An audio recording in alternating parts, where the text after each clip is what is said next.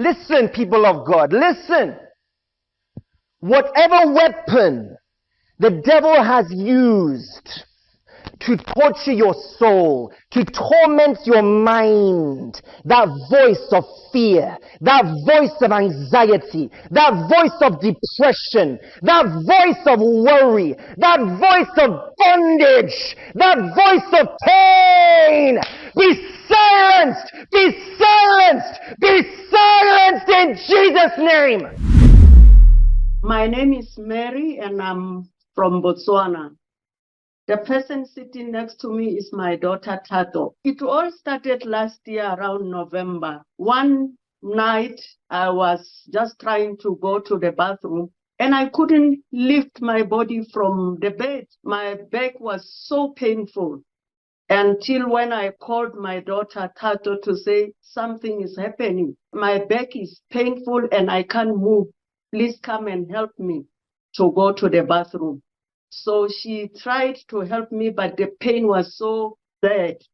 I managed to go to the bathroom and I came back and slept again. I was just worried to say what is going on.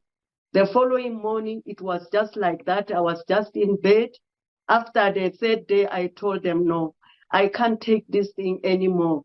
Please take me to the hospital, arrange for a car to come and take me. Indeed, they did that. They took me to a doctor, and the doctor, they looked, and then they said, Madam, did you fall or something? I said, I did not fall. This thing happened while I was asleep. Then they said, no, but we need to do x-ray to see if maybe the bones are broken or something, because I couldn't walk. I was just sitting there. They did the x-ray. After 24 hours, the x-ray results were out. And then the doctors, they were worried that, Madam, we don't know what is going on here. But to numb the pain, we are going to give you some medication. Indeed, they gave me some capsules, a lot of painkillers. The children brought me back home. After 4 or 5 days, same problem. And then from nowhere, I developed the headache. The headache was so severe, it was like when I was trying to stand up because I was on bed rest. The headache there, the back pain there. I told my daughter, please take me to the first doctor who did the x-ray. When I got there, the doctor said, no, we will give you another referral for them to check the head. Indeed, I was taken to another hospital, the private hospital, on that issue. And then they did a brain scan because they really thought that something was in my head. But later on, when the doctors were conversing, they said maybe it could be the medicine that you are using for your back pain. I said, now what? I'm getting this. And now all those ones, they also gave me more medication for the head. There were 2 issues now that they were treating. But I was not getting anywhere until when I was referred to another doctor. I did therapy, physiotherapy, no healing. Now the physiotherapists, they said, no, maybe a massager, they can also help. So I was doing massage, I was doing almost everything and then taking a lot of medication. But the problem was not going away. I even have a copy with me here. They said I have something they call lumbar spondylosis.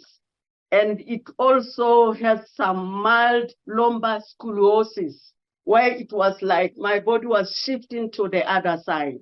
Those were the 2 that came from the back ache. And then the one of the head, after the CT scan, they were saying that it looks like something was developing that they called left frontal inner pedunculated osteomes. I don't know what that means. It was too technical for me.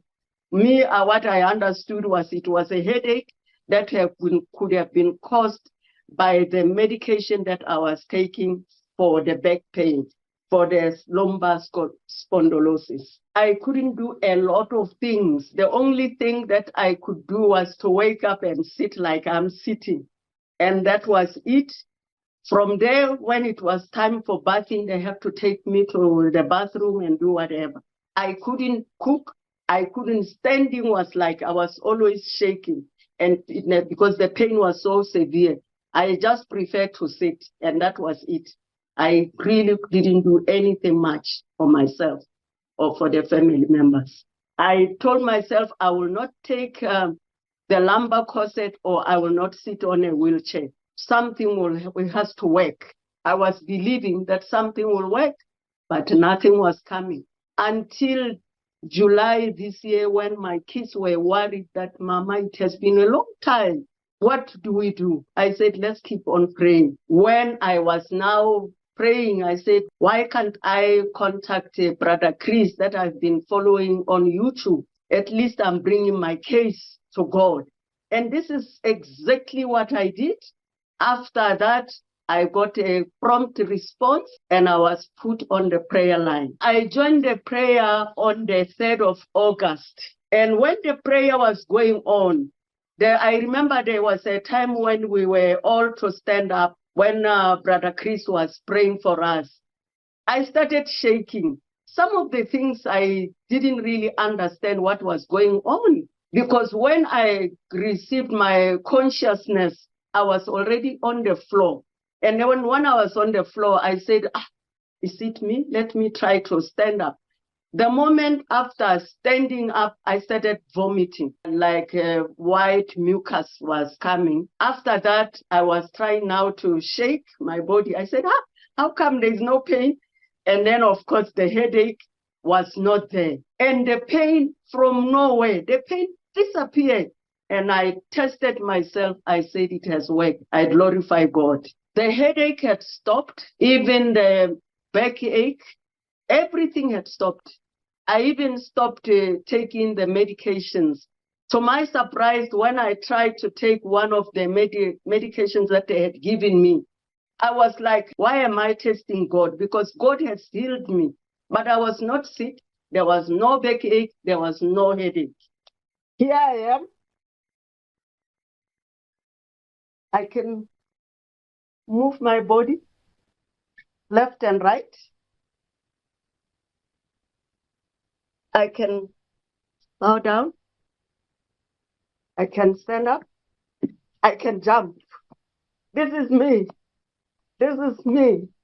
Miracle, miracle. A miracle has happened. This is me. This is me. This is me.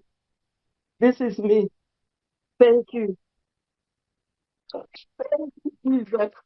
After she got the healing, she miraculously didn't have any pain in her body. She was always suffering, complaining of a lot of headache, and her backache was always keeping her seated down. So when she would go to the bathroom, we would help her to go to the bathroom, even to go into the bath water, we would help her. With basically walking around, she would need assistance. And even with everything, we ended up doing everything for her with the cooking and the house chores and everything. So after she got the healing, it was quite a miracle for us. We got a new mother. She was able to stand on her own, walk on her own, and do the house chores for us. And we were quite surprised because she started cooking again and she could take light walks around. What I can tell people is distance is not a barrier, because this healing happened somewhere there in the UK. I was here in Botswana in Southern Africa. And it happened. So what one needs to bring into the picture is to have faith. If we have faith and believe that there is God, God will do it for you. Even right now, brethren that are waiting, you are going to receive. But clean your heart. Just say, I'm going to receive. And you will receive it.